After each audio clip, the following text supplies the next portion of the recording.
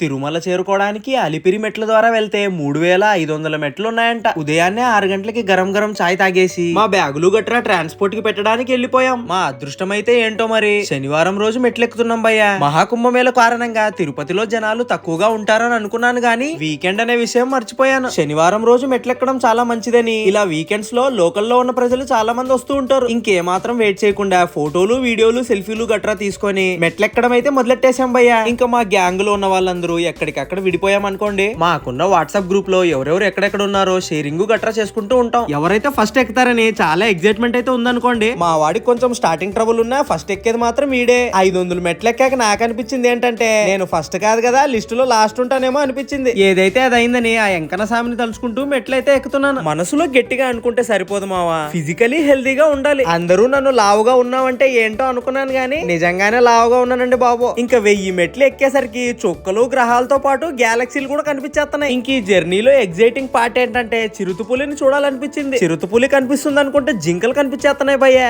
ఏంటమ్మా చిరుతపులి ఎక్కడున్నావు, ఒక్కసారి వచ్చిపోమ్మా చూసేస్తాను.